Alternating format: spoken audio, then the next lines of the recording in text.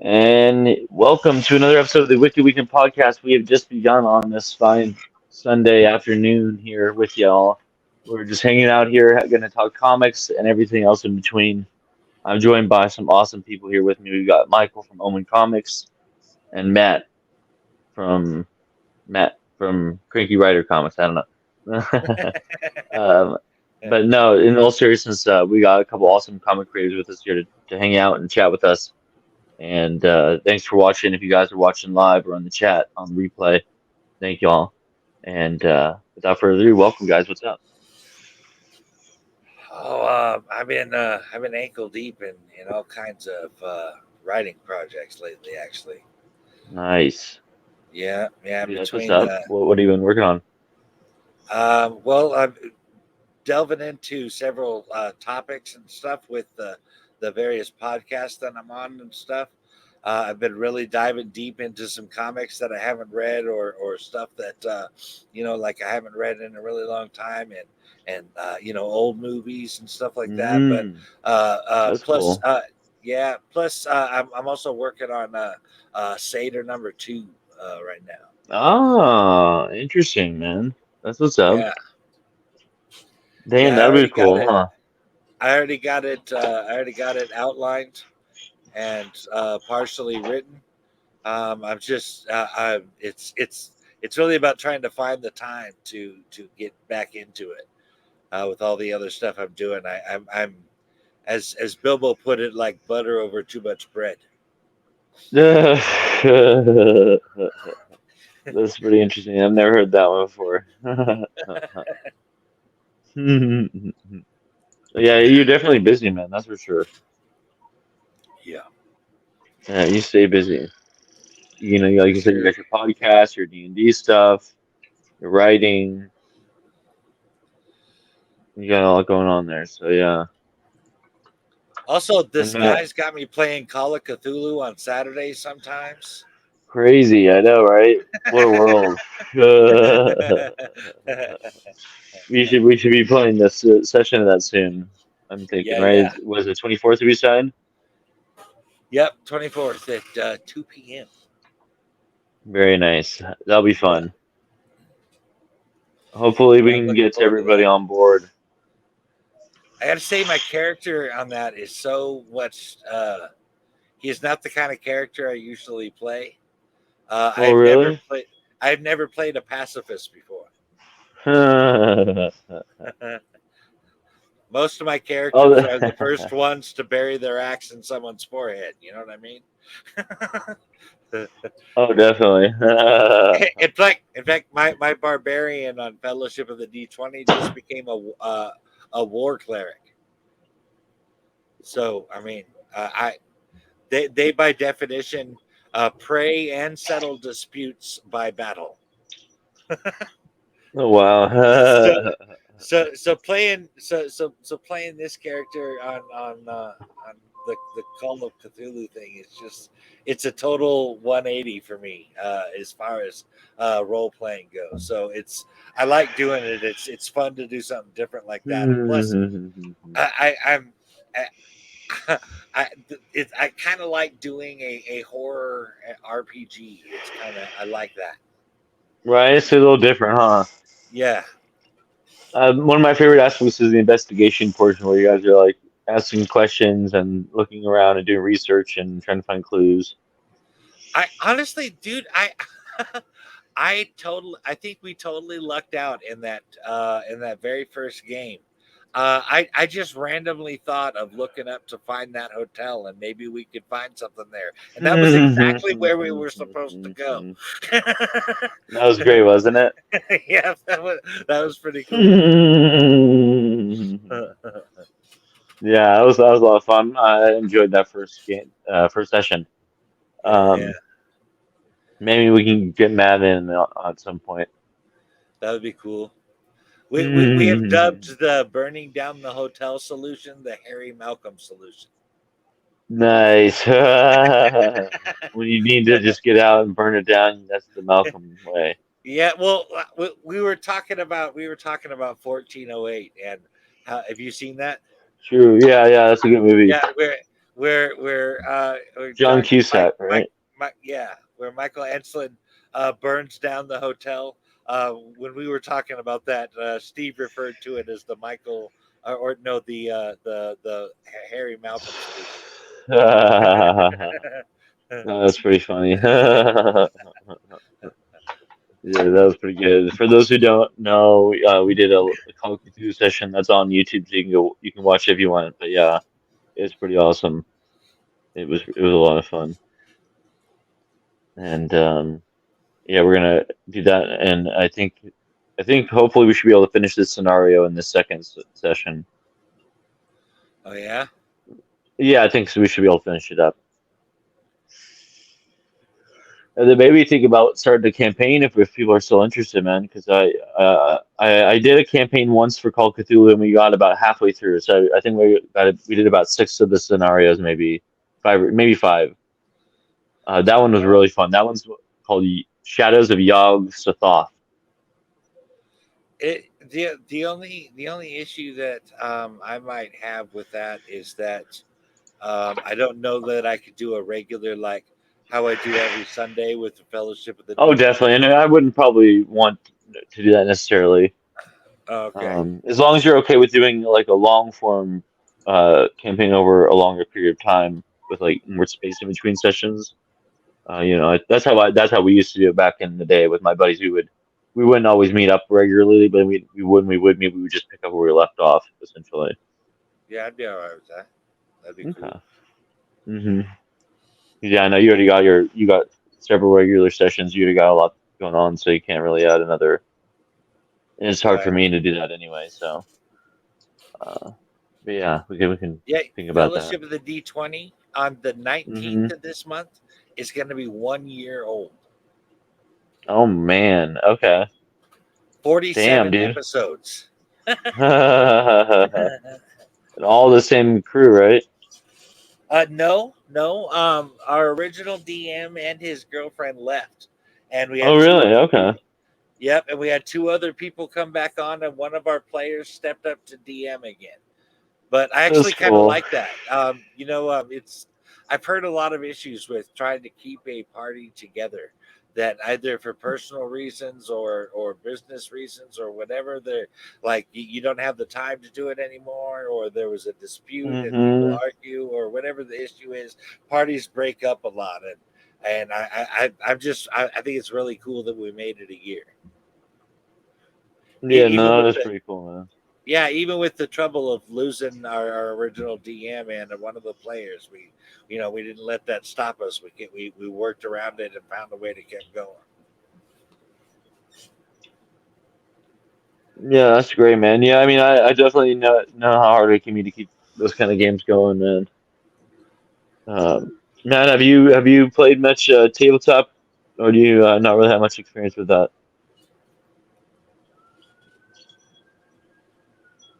Uh-oh, do we lose him? He's muted. Bet you're muted. There we go. Yeah, I know. I just had to do some stuff. Oh, okay. What did you hear our question? Yeah, I I Hmm. have just want to some. say about the siren, I didn't do it this time. I don't know. I think they're covered for you, man. Oh, get down! You're wanted for illegal comic trafficking. Hmm. You're not gonna stop me, Copper. I'm gonna keep selling the comics. Oh, that's so dastardly.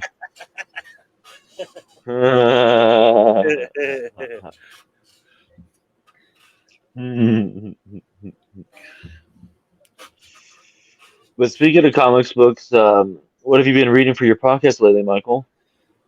Right now, I'm reading through Watchmen. Nice, right? Are you saw him before Watchmen, or did you get through that? No, uh, we've been trying to cut down the length of our episodes, and we were talking about how maybe if we covered the Watchmen comic, which is deep and full of about 15 layers of stuff to talk about, And we talk about the movie too. If we throw in Before Watchmen and the HBO Max series, that's going to be like a 5-hour episode. Plus, you could. I mean, at that point, you could throw in the video game, and there's someone you can. right. Where do you stop? That could go on forever. So, Uh-huh. I think we're just gonna kind of touch on the Before Watchmen stuff. So I decided to switch over to the actual Watchmen comic. Nice, and that's a good one anyway, just because that's like the seminal, book. That's one everyone can point to, and that's the classic. And I think the comic is so good. Like people don't talk about the colors enough. I feel like because the color work in the comic is so amazing. It's so if you look at it, there's no primary colors. It's all offbeat colors, and it's such a strong palette that you never see replicated it really ever. Well, yeah, It's really the interesting. the colors can really set the mood of a book. I mean, Right. the art can as well. But I've noticed that you can take art that totally gives you one feeling or emotion looking at it, and then it'll be colored and it can be completely changed to something else just because of the colors that were used there. See, you make a really good Hmm. point there. Right? Yeah, that's true. Yeah, that's a good comic, man. That was one of my first comic books. Like I read that in high school, I think. So it was one of my first comic books experiences, really, Oh because yeah. I didn't read comics as a kid. I didn't have those in my life growing up, really, except for like I guess I had Calvin and Hobbes. So I guess not like their first comic experience, but it was like Right. Sunday the first comics, right? adult comic. I guess you could say the first, yeah, like Sunday comics stuff like that, but like the first adult comic for Okay. sure. Yeah. I didn't. I never Yeah, even yeah. never even heard of Watchmen back when I was a kid, and I was reading Oh comics. yeah. Oh Um, wow. I basically I mostly read Marvel, and so those were the books that I was looking for up until Mm, 1989 when I saw Batman, and then mm. I started picking up some DC titles as well. Oh wow. But Okay. so like Vertigo titles like that weren't even on my radar. I don't even remember Oh seeing them wow. in the comic shop. I just didn't. Interesting. Wow. That's so wild. Yeah. So it wasn't until later that you picked up on stuff like that. Yeah. I didn't get into Vertigo until I was in my 20s. Oh wow. Okay. Hmm. With some Sandman, or what were you reading? I first started out with Hellblazer, Nice. and then I went on to Saga of the Swamp Thing. Mm, mm. There was I gotta read. also I've always wanted to read that one, man. that one's actually pretty good. For It sucks you horror, haven't right? read it. I have a question I want to talk to. I want to ask people who have read that. Have you read Saga of the Mm. Swamp Thing, Matt? A few issues. I just there's a couple issues that deal with Swamp Thing's tubers. Do you know anything about those? That Okay. they're Well, like these, like I don't know. I guess like potato like things, like kind of like a root vegetable, like that type of an idea. Oh, tumor. Oh, Tubers, not like not tubers. like a Yeah, tumor, like a not okay tumor with a B. Tubers. tuber. Oh, I misheard you. Just like I was totally Yeah, not. I was on a different page. Sorry. yeah. They grow No, on I his definitely back don't know and what stuff like those. that. Oh, really? Anyway, he has his girlfriend eat one of those, and it's like this total acid trip as they kind of blend into each Hmm. other, and they can they like they're experiencing each other's emotions and thoughts at the same time, and it's this total of like this is like Swamp Thing's equivalent of having sex with her. Like this is as close as he can get, kind of an idea. Um, and then there's this whole issue where somebody takes one of his tubers and they try to the plan is they're going to try and sell it or something like that, and all these different people eat it, and it's all the same kind of like a psychedelic type of experience, but it's for some of them it makes them sick, and for some of them it makes them a little crazy, and it's just I've always wanted to ask somebody else who had read that series, like, would you eat one of those tubers or not? Hell no, dog. Not even close. Oh man, that's funny, dude. Back in my teenage Well, yeah. days, I would have tried it. Yeah, maybe. Yeah, there you go. That's funny, dude. Well, it's funny. You kind of remind me of because Swamp Thing is a big part of Hellblazer, and one of my favorite Hellblazer issues is John Constantine's 40th birthday party, and they had this. He invites all of his old buddies over, and Swamp Thing's there, and they had this big. End up getting a really bad. He has like a nasty looking, kind of dead looking marijuana plant, and Swamp Thing uses his powers to make it grow into this big luscious plant. And then they roll them up, and they break off a piece of Swamp Thing and roll them up and smoke them. It's really hilarious. That it totally makes sense. Early on, they don't really talk about it much later. But early on, especially, Swamp Thing could appear out of any plant material. And so, one time, you know how Constantine smokes, right? Yeah, totally. He had Yeah, his pack of cigarettes sitting on the counter, and Swamp Thing appeared out of the tobacco in his cigarettes. that's awesome. Oh man, yeah, that's a fun character. I do dig Swamp Thing. I'm excited that they're gonna try and tackle him in a movie finally. Because they had the show, but I we haven't really really seen a liked movie that for him. show. I really liked that show. Really? Okay. Swamp Thing. Interesting. I think, Yeah. based on what I've heard about the Constantine movie, it's gonna be a sequel to the Keanu Reeves movie. That is what I heard. Oh, really? An Elseworlds movie? I thought they were gonna do. I thought they were gonna do two different ones, maybe. Not without Matt No. Ryan or not. Keanu Reeves is basically what they're going to want from Warner Brothers, the movie department, is an established name. Matt Ryan's not established enough for him.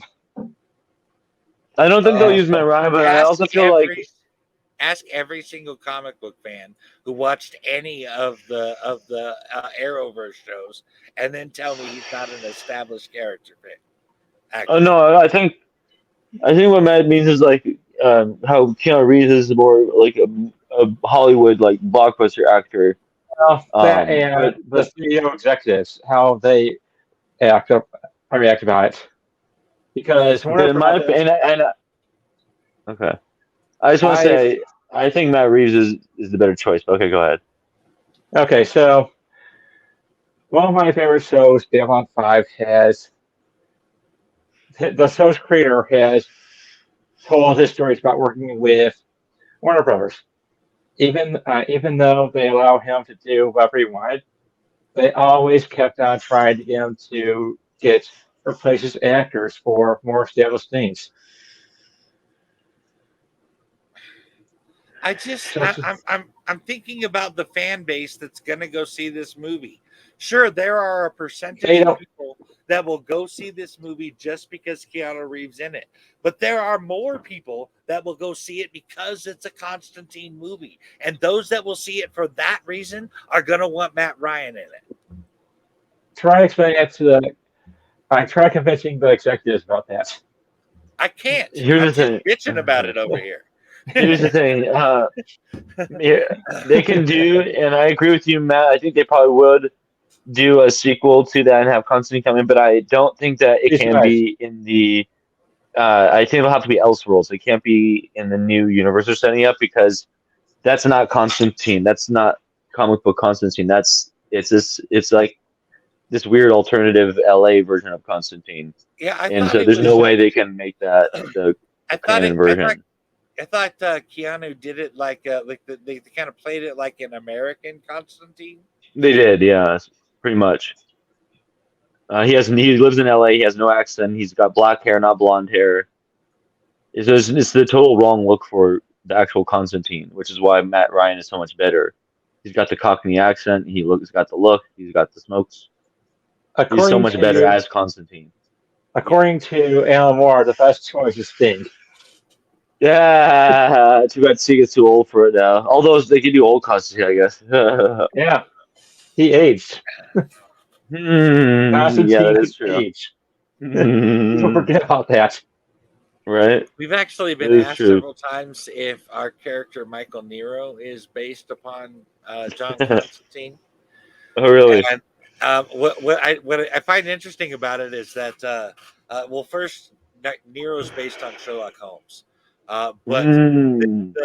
as far as what he looks like, I actually based that on Billy Idol. Oh, okay. Interesting. I can see that. Yeah. Yeah, that's interesting, man. Hopefully you won't run into him though in real life.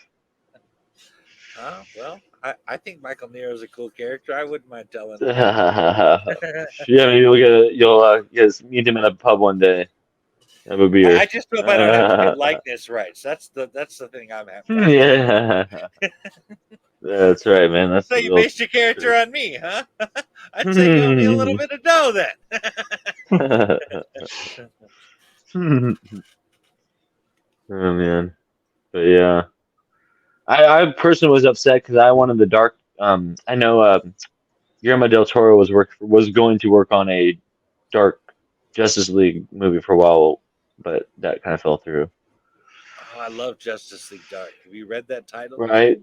I read a little bit. Yeah, it's pretty cool, man. You gotta love Constantine as a team leader is a really interesting dynamic. Yeah, I think one of the things that made it particularly interesting was the team was kind of destined to fall apart from the very beginning. None of the people in the team would normally be working in the team, and so none of them Hmm. necessarily wanted to be there. And by the time any of them wanted to be there was a fight over who was going to be in control. Is that in the comics or in the animated one maybe or something? In the comics, yeah. In the comics, okay, interesting. I haven't read a whole lot of them, It but ended up it ended up being this battle between John and his ex Zatanna over who was going to mm, control Justice League Dark. damn. I And, always and liked Daytona and Constantine as a couple. yeah, I did too. I did too. But Hmm. to complicate matters in the Justice League Dark title, there was the House of Mystery involved, and basically whoever was it kind of turned into this when John lost control of the team, he lost control of the House of Mystery, and it that I mean, if you don't know anything about the House of Mystery, you got to check that stuff out. Yeah, there's a special on that, I think, isn't there? There is it's supposed Like to a be a short or continue. something. There is. It's a short. They named the Okay. whole movie after a thing that takes all of like 15-20 minutes to play. That's funny. So don't expect it's like yeah, that's right. I remember you tweeting about it. The rest of it's unrelated, I think, right? Yeah, the rest. It's got several other shorts from people I didn't really care about and didn't want to. I bought it because I wanted to watch the Constantine House of Mystery cartoon. That's what I wanted to watch. It was What a were the other ones about? I don't even remember. That's how irrelevant they were. Oh Uh, man. it's a continuation. The story House of Mystery is a continuation of City of Demons, and that Okay, is one of my okay. all-time favorite uh, comic book cartoons in general. One of my Mm. all-time favorite movies, even. So, I mean, if you haven't seen City of Demons, you should check that out. Yeah, that definitely. Yeah, I need to watch that one. I know it's highly praised, so I need to watch a lot more of those DC things. Then Yeah, they're supposed to be good. well, I mean, if this has any sway in your opinion, I own about 20 or 25 DC animated movies. Well, yeah, I guess then I have a lot. I have a lot of homework to get to, or a lot of catching up to do. um, yeah, that's a. I love Constantine. Anything with Constantine, I'm down for. He's probably my favorite, one of my favorite characters of all time. I just For love it, sure. love it, love it. One of my I was gonna recommend one of my favorite Constantine comics is it's actually a Sandman comic. It's called Sandman Presents Love Street. It's a three-issue comic that takes place in this, I think the 60s or the 70s, and maybe the 60s probably. Yeah, I'm pretty sure that's when were the hippies? Is that the 60s? That's the '60s, yeah. Like, yeah, yeah. John Constantine is like he's like in that kind of era, and he's like just a kid, and he's pretty much a hippie himself, and it's him going through with this other character, and it's so fun to see Constantine at such a young age, and you don't usually get to see that side of him. A few times in the comics you see him a What little bit younger, but that was a What was he fun like as time. a kid? Oh, I'm he trying was to such a punk imagine. still. I'm trying to imagine this punk warlock detective as a hippie as a kid. Oh, he was a punk dude. Imagine him. He's got like the frayed jacket, Right? the freaking. He's still smoking, of course, even though he's just a kid. Even as a kid. Yeah, but he's like this, like the main character, or the other, like the main character's perspective is like he's this kind of the nerdy kid, and he's getting picked on, and all of a sudden Constantine comes in, and he gets the guy to leave him alone, and he's like, hey, and he's like, oh my God, this guy's so cool, and he's like, let me show you the ropes, let me show you how this works, and then he teaches him about magic and all that kind of stuff, And it's a good little mini series. Yeah. Well, Hmm. that takes it. That takes Constantine getting into magic much farther back than I thought he did. Oh yeah, yeah. It does. It opens it up. It's a fun concept. Yeah, it's better than because they they recently put out a comic book for like DC younger readers, But I don't want no part of it. It's the only Constantine comic I will not read because it's like not the kid version that's in Hellblazer and like that comic I just told you about. Like he's not that kind of kid. It's like he's imagine this. The cover has a kid, John Constantine, in school, but instead of a cigarette, he's got a lollipop. And I'm like, Well, it is for kids, ah, so I know, but it's like I don't want a John Constantine for kids. He's not for kids. he really isn't a kid character. Yeah, He's it not doesn't Superman. really, He's not Batman. right? Yeah, it's weird It's like to have a kid's version of it. it's like taking one of Lovecraft stories and making a kid version of it. Yeah, Dude, although I I don't wouldn't know doubt if about they've done you, that. but if I was a kid reading these kid versions of these characters and grew up to find out that the characters are absolutely nothing like that, I would have felt robbed of years of reading comic books. Like I just wasted Seriously. 10 years of my life reading these crappy comic books when I could have been reading this. That's funny, dude. For real though. That is really funny. It is weird because like it feels like they used to just trust the kids to be able to read the comics. They didn't have to make Right. different versions. They could trust that they would be able to understand what was in the books and Well, you know, you know. parents are weird. I just talked about this recently. Have you heard of the satanic panic that happened in the 80s? Oh yeah, totally. Okay, Hmm. well, my dad was all caught up in that. So Really. while I couldn't even watch the Dungeons and Dragons cartoon because I might become a Satanist if I do. Um, that's right around that same time period. He let me watch A Nightmare on Elm Street and made me a horror fan.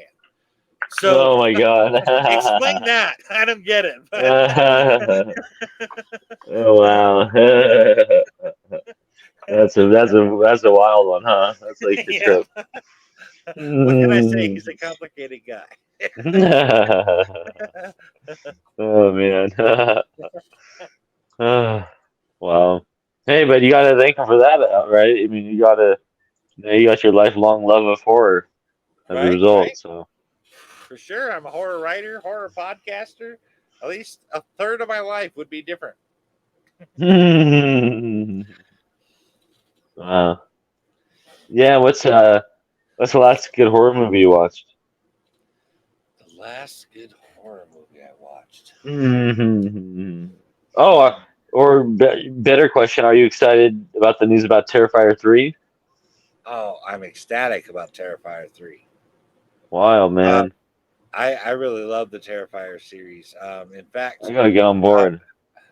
you you got to, but I mean, I tell you right now, you have to like blood and gore. You've got Oh, to like I do. you've got to enjoy watching the violence and the stuff on screen if you're going to get Oh, into I do. Terrifier. I Well mean, then, I'll cringe. I'll be like, oh, and I'll make noises, but I'll watch it and I'll enjoy it. then Terrifier should be right up your alley. Then Nice. I'm one of those guys though that'll like rewind it, put it on pause, and watch it frame by frame as it Oh, happens. damn. Oh, that's funny, man. Oh shit! Yeah, I used to. My experience with those kind of movies was really the Saw movies, so, because Oh so those yeah, are the ones I watched as growing up and stuff. hell yeah, I love the Saw movies. Right? Do you have a Those favorite? are some. Ooh, for story, 1 and 2. For like the thrills, I would say like probably like 4 or 5. Like the mid ones, like 4, 5, 6. Like Right. those are the when they get But it's really really hard gory and not to. crazy. It's really hard not to view those middle ones it's like basically 3 through 6 as not being kind of one movie. It's really hard not to do it that way, isn't it? Because they Yeah, all that's just interesting. bleed together. That is true. You're right. After a while, just like so much death and destruction, it's like it Well, gets no, wild. the But stories that they start and end right at the end of it, where the last one they pick up right at the mm, exact same point and continue oh, the I see what you story for mean. like 4 movies. So it's Yeah, you're right. basically one That's long true. story. It almost feels like a serial, like a TV show, almost in that way, right? Where it's like Almost, continuing the yeah. same story. Yeah, that is Yeah, true. so You're right. it's really hard to like I when I talk about that, I want to talk about Saw 1 and 2 as being separate, and then like 3 through 6 as being a separate movie itself, and then beyond that 7 and past that are a different thing to themselves. But I don't know, that's just kind of how I view it. But I totally get you I can about see one and that. two. Yeah. I totally get you about Right. 1 and 2. But I think if I had to pick a favorite, I think it's gotta be 3. yeah, 3 is really good as well. 3 is that's the group one, right? The big group and the big it's like what am I trying to it's No, am I 3 thinking is of the one. 2? Yeah, you're thinking of 2. Oh, okay, 3 is okay. the one with the dad whose child was run over by the alcoholic driver or drunk driver or something Mm. like that. And he had set up the traps for all the different people that were involved in that car accident. Between the person who saw it on the street and didn't say anything Oh, to the okay, guy who yeah. killed him at the end, and the guy had to end up letting it all go. So it was partly his lesson and whatever to try and get Oh, through the yeah, whole thing. yeah. Yeah, that one really Okay, stuck yeah. out to me. Yeah, Interesting. Yeah, that was a good one too. Yeah. That one had some really good kills if I'm not mistaken as well. yeah, yeah. Especially Hmm. that ending one when the guy's he's like all in like the Jesus pose, on that rack, and that thing is twisting his Hmm. head around, a little click at a Oof. time and stuff, and you're just like, oh my god, no, oh my god. Yeah, those movies are wild, man. I Psychologically think speaking. Oh, sorry. Go ahead. I was going to say the last thing I want to say is because one of my other favorite ones is just the last one of I think I can't remember if it was number 9 or I can't remember how many they did right in the original, but the last one of that original set of movies where you get the big reveal at the end where the doctor was actually in on it the whole time, Oh yeah, and yeah. I remember that that one. was one of it was like legendary freaking twist, dude. I was like, no, not this Yeah, guy too. yeah. Oh man, that was like such a crazy moment. That one threw me, dude. I was not prepared for Right? that. I mean, are you saying he cut off his fucking foot and you threatened his family and he's like, sure, I'll help you out, dude. I'm No problem. down, dog.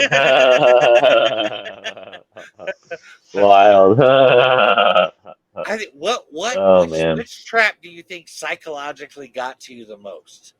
I think that Oh wow.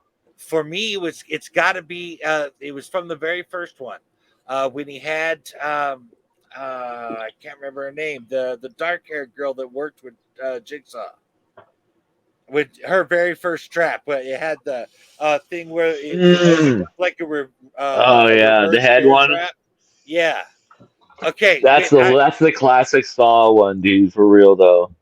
That one really got to me, and because I got all into it at the moment. I mean, imagine that. Mm. All she knows is that a clock is ticking. She has no idea if it's for 10 seconds, 30 seconds, 20 seconds. She has no idea Mm. how much time she has. So that anxiety is just like eating away at her if she does that, and then realizing that Mhm. the guy was alive and she had to actually cut open his stomach to get the key Bro, and that was so dig it wild. out of I his know, guts right? and all. That that trap was very psychologically traumatizing for me. Oh, for real though, yeah. For me, it's anytime that two people have to go up against each other, where it's they're having to pit their strength or whatever it is against each other. Like they're like both attached to a chain and they're pulling back and forth or something. Those moments are always so tense. It's like you never know who is going to prevail in those moments. I like that one where the two were they are on either side of the fence and they had to cut off the most pieces of themselves for the weight to go Oh, down, and I so forgot about that that one. dude's all cutting a big old chunk out Fuck. of his fat stomach, right? And it flops Oh, down all big on there, and this is so fucked up. she was gonna chop off like her hand, and then she moves it up after cutting a little bit way into her forearm, and then she sees how far it goes down, and she's like, "Oh fuck it!" Starts hacking away at her elbow. That was just brutal. Oh, brutal, man. No mercy on those movies, man. No mercy. Oh yeah, I love the Saw movies. I used to watch those every year during Halloween. Really? Yeah, Oh man. it's been a couple years. I might have to go back There's a and new one finish coming them. out this year, you know? Yeah, but is it a continuation of Spiral? I don't think Because so. It's I called don't want to Saw see that. X. It's called I don't Saw want. X, so All right. Well, I mean, as my long guess as is it's a not that continuation Spiral of the guy. original, hopefully. Okay. Well, I'd be down with seeing that. Right, bring I Jigsaw back. what? Bring Jigsaw back. Oh, hello, detective. I want to play a game. Oh yeah, Hello. I that guy bugs me, man. know, You don't right? hear that voice and go, "Oh, I'm scarified, terrified." You're like, "I could Yeah, probably beat you your start ass." laughing. Oh my god. Yeah, they tried to and failed to replicate the creepiness of Jigsaw. Yeah, It just yeah. didn't work the same way. Yeah. Got to have Kramer for that. Oof. Yeah. Yeah. Mm. But Matt, what about you? What's some of your favorite horror movies, man? Uh, I can't say anything by John Carpenter. Ooh. Okay. Interesting. Like the Thing. Not At the Mouth of Madness, The Thing, Mm. Prince of Darkness. I Basically, got. I'm just going to say is an underappreciated work, which would be all of them. I. Yeah, that's interesting. I really should educate myself on that stuff. I need to watch some more of his work. I think. Like, You know, he has a comic. He's like mm, also a comic publisher. really? Yeah, Oh wow, that's cool, man. Like This what? he's is kind of got right up my. he's got things like I tell like Tales of Halloween, Tales of Science Fiction, which are basically all horror stories. Nice, Two of like the an stories, anthology series or something. yeah, two of the stories are basically the thing in space. That would be interesting if it was an actual prelude. No, I think it came out of his how much he wants to do a Dead Space movie.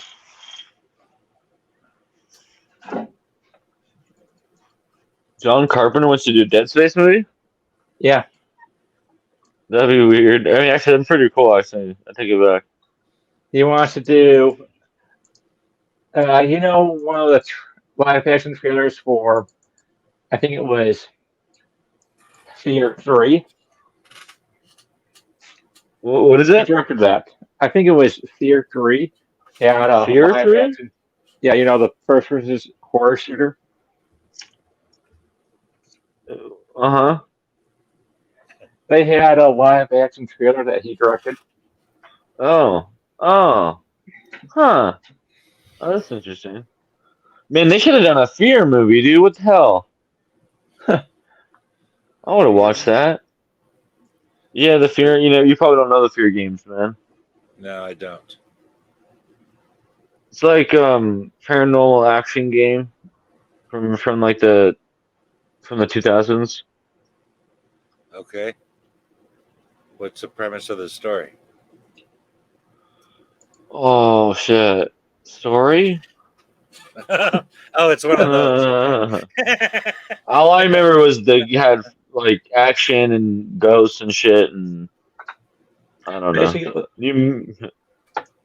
Basically, the title of the game is actually called First Encounter Assault Recon, which is basically a special forces team going in to secure a facility that's being controlled by a ghost, by a ghost who basically killed everyone in there and has taken over their minds. Well, that sounds interesting. Mhm. Does it? Yeah, they're pretty popular games. Fear or something like that? What? Does it feed on fear or something like that? I remember it being. What I'm trying to figure out why it's called the Fear. It's an acronym. It's a Oh, First Encounter Assault Recon. I see. I think what they did was they named it that way to make people think that was a generic action game, just to say, "Oh no, the franchise name is Fear." Isn't yeah right? Because it's like it's scary. It's like isn't it like military with ghosts and shit? Yeah, the first game was scary, but then the rest of them became more along the lines of action games. I only remember being scared one time playing video games, and that was Really? the first time I played Resident Evil. I'm walking along this hallway. There's Oh this kind yeah. of creepy music going on. I'm all by myself in this dark room, and suddenly the zombies burst through the door, and I jumped a little. I was like, "Whoa!" Yeah, dude. Yeah, I remember. Yeah, I remember buying someone's Resident Evil 2 game and being hell scared of that shit. Yeah. Too bad the movies weren't good. Well, None I of don't them. have to agree to disagree with you there. I liked a few of them. Did you see the newest one? No. Yeah. Oh, you should watch it. You could. They have a Jill sandwich. Oh God. What the hell did you just say about a sandwich? Jill sandwich. Jill sandwich. Have yourself a Jill sandwich. A Jill sandwich. Okay. That's a classic line from the original game. Okay. Classic line. I guess. Yeah, they put it in the movie, in the new movie.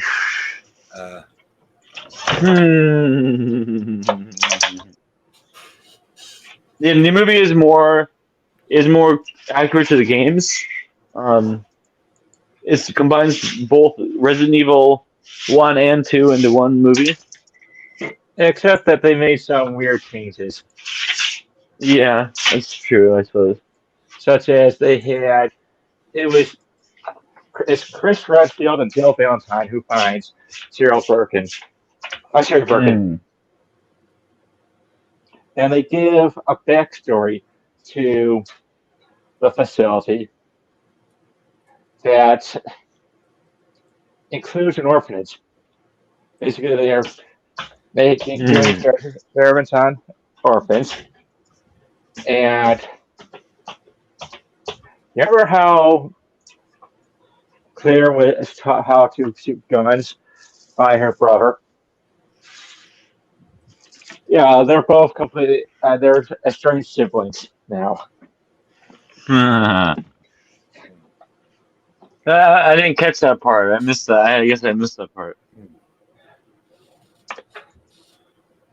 Now, if they did do another if they do a sequel though, do you think they just go ahead and go straight to number 4?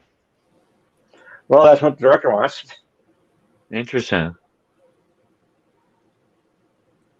With the game coming, just the remake just coming out, I could see it being a good time to start putting out buzz for that. Yeah, but Yeah. I don't know if it did well enough for a sequel.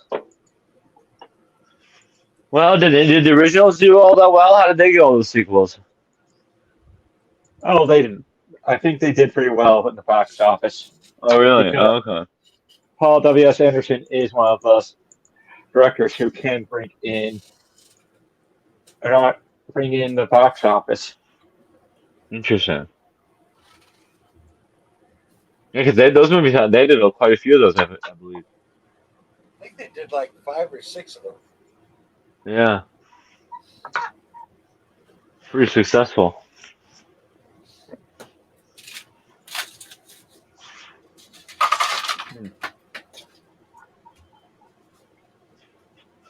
But how are things going with you comic wise, Matt? You got any projects you're working on? Anything you've been thinking about lately? Right now, all I've been working on has been prose stories, Oh yeah, getting those outlines put together, and a secret project. nice. Everyone loves a good secret project, man. Well, Brandon Hmm. Sanderson had 4 of them. Of course he did.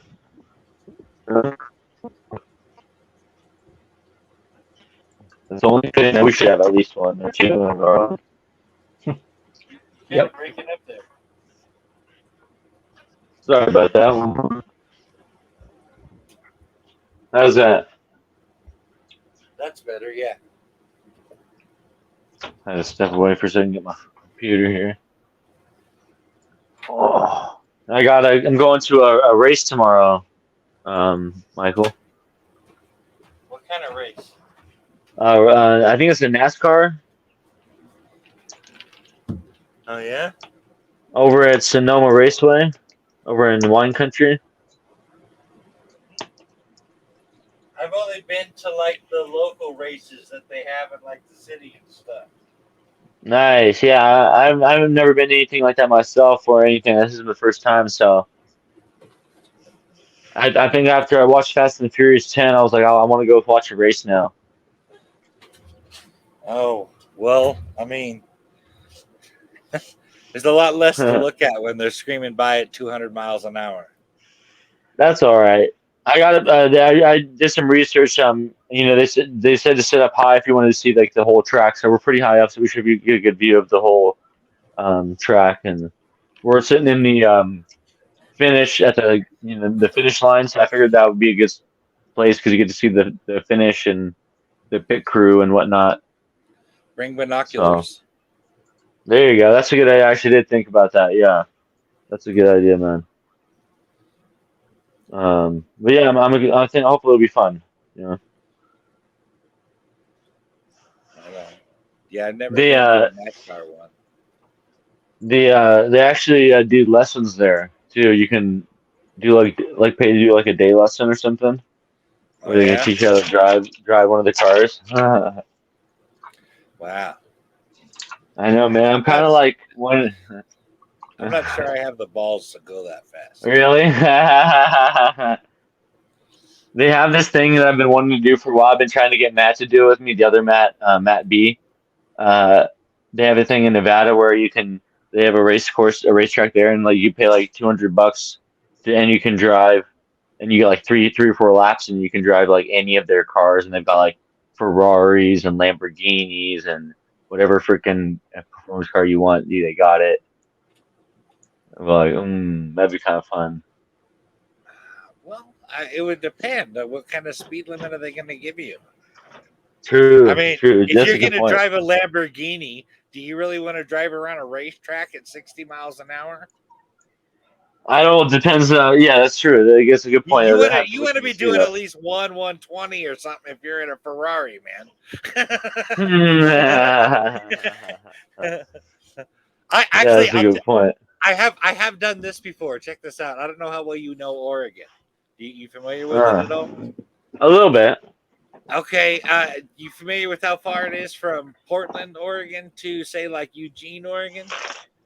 It takes Not it really. takes it takes about an hour and 40 minutes to get Okay. there. And a lot of it is freeway. I made that trip in an hour and 20 minutes once. Jeez, you must have had your foot to the floor, man. I was doing 100 to 120 the entire way down. Oh God. Jeez, man. I'm surprised you got lucky, man. No I one, no cops out that night.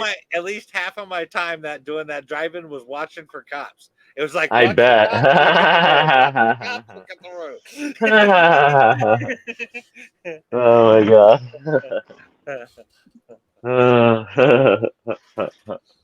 Oh, that's awesome. road. The craziness of youth, huh? Right? For real.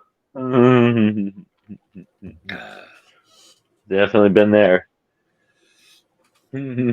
I like how Trent Reznor said it. He said, "The who I used to think was me is just a fading memory." I looked him right in Oh the eye wow. and said goodbye.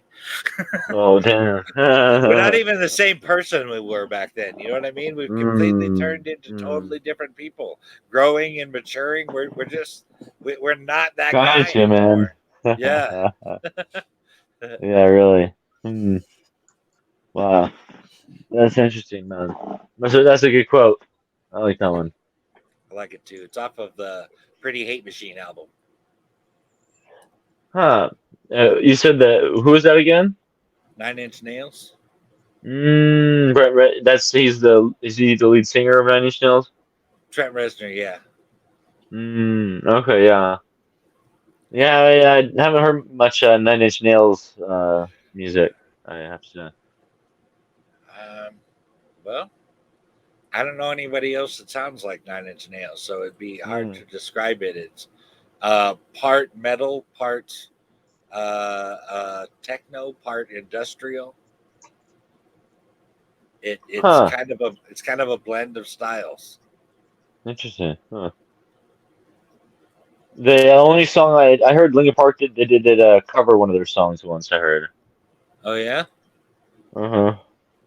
I I I don't remember that. Do you know what song it was? Let me see if I can pull it up. It was a live song, so they did it at one of their concerts. It was on Oh okay. one of their live albums. Let me see here. Johnny Cash covered a 9 Inch Nails song.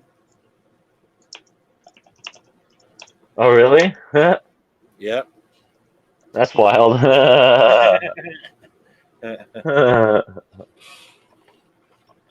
Let's see. I think it's called Wish. Wish. I love that song. Oh, really? Yeah, that's off of Broken, the album. Mm. Yeah, they did a pretty cool rendition of that song, I thought. I'm gonna have to look that up. Is it on YouTube or Yeah. something? Yeah, Maybe could you drop me a link? sure.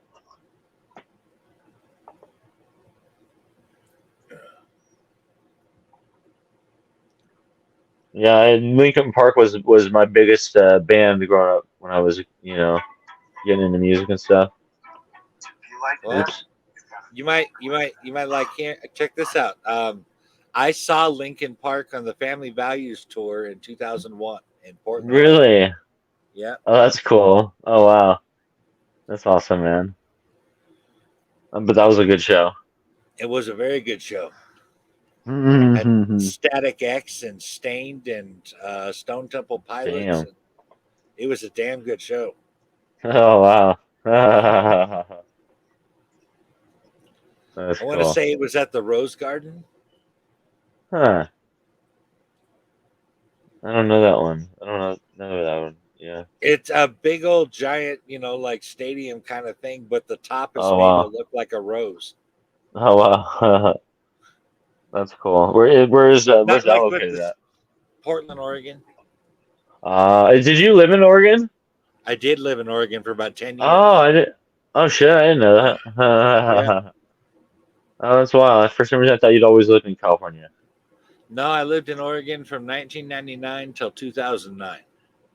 Oh wow, okay, long while. Long while, yeah. Hmm. Do you ever miss it? I miss it a lot. I really liked living there. Really? Oh wow. You think you'd ever go back? I'm not sure that I could have my same living situation in a different location. Mm, that's fair, man. California is a unique place in a lot of different ways. Well, yeah, I mean, honestly, it's more to do with finances, but Fair I mean, enough. Fair enough. I mean, yeah, that's gonna be part of it too. yeah. I really got myself in the perfect situation for how my finances work, and I'm just not gonna rock that boat. Yeah, totally. That makes sense, man. Yeah,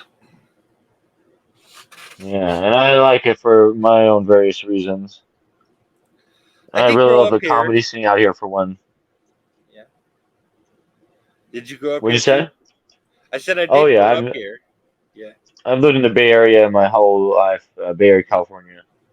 See, I really like the Bay Area. One of the Yeah, places I've always wanted to live is San Francisco. yeah, that would be interesting, man. I love San Francisco because it has so many different like types of geographical areas around it. You got the ocean right there. Hmm. You got the forest right there. You got the Oh, mountains right true. there. You got the city right there. It's like no matter basically the kind of whatever scenario you want to find yourself, you can find it in or around San Francisco. And the public transportation is really amazing there. You got Yeah, all the BART trains that'll take you all over the Bay Area. You got the Muni trains that'll take you all over the city. You got the buses. oh There's yeah. tons of ways to get around. The one downfall San Francisco really has more to do with the Hmm. drivers. There are all these hills in San Francisco where you gotta Oh. stop right at the top of a hill. And if you're driving a stick like I was last time I was there, you're like working the gas, and Hmm. pumping the car to keep so the car won't die while you're sitting there, holding the gas or whatever. Because if you don't, if you put the clutch in and put the brake in, then as soon as you go to stop, you're gonna lift up off the brake to go to put your Oh, foot on the shit. gas, and you're gonna bump into the guy behind you because he's only an inch away from your bumper. Like that kind Yeah, of stuff. It's because too many some of those stop streets signs. there, some of those streets What are so steep. they are. I mean, you're sitting at such an angle. It's impossible to not go back some when you go to push on the gas unless you're not just revving on the gas sitting there. Yeah, And, it is and a unique city. yeah, yeah. But I mean, I love the city. That's I love the wild. smell of the ocean. I love the restaurants there. I So mean, much good it's food. I Yeah, really, really enjoy San Francisco a whole lot. never a dull moment in the city, man. There's always something to do. Plus, it's the birthplace of a couple of my favorite bands. Oh yeah. Yeah, Metallica, Slayer. Oh, I didn't know that. Interesting. Yeah, Yeah, well, Bay Area is a great scene for music in general. I want to say Exodus came out of San Francisco too. I think. Oh, okay. Yeah, I love the city. I go there every year for the San Francisco Comedy Festival in Oh yeah. Sketchfest. Yeah, I've been going to that for several years. See, I would be more interested in going to a sketch fest than a comedy festival. What do you mean? Well, sketch fests are usually like improv scenes or little skits that they've already had done, or whatever is what it sounds like. Whereas a comedy Hmm. festival sounds like a bunch of comedians just coming on to tell their jokes or whatever. It's actually kind of a variety of different. It's kind of both. It's like both and everything in between. So they have podcasts, they have comedians, they have improv shows, they have workshops. Even they Okay, have just kind of so if it's you do like comedy, show up kind of a thing. yeah, it's a whole month long event, and every week, every weekend and every even stuff throughout the week, or there's just shows in like 10, maybe 10 to 15 different, well, not maybe that many, maybe about 10 or less venues, but there's quite a number of venues usually. There was less this year than they have in the past, but yeah, it's like a whole thing where it's like all over the city um, and yeah, there's like a whole bunch of different stuff. Sometimes they do like a lot of times they'll do like showcases on stuff where they just want to celebrate. So they had like a showcase on Cheech and Chong this year. Oh Uh, yeah. and like, yeah, and so they had them both on and they did like interviews and stuff. And then Did I you tell saw them a guy Dave do a wasn't sketch here? show and no, I did not. Do you? Okay, so you know Cheech and Chong, obviously. Do you know Doug Benson by any chance? Oh, I do not. He Off the did top of my the head, no. Super High Me movie. Okay, wait, that sounds familiar. He was a parody of Super Size Me. But Yeah. anyway, Okay. Yeah. he does a bunch of podcast stuff. He's always there, and like he does a thing called Movie Interruption, where he like interrupts movies and stuff with his comedian friends. And Okay. Matt, I saw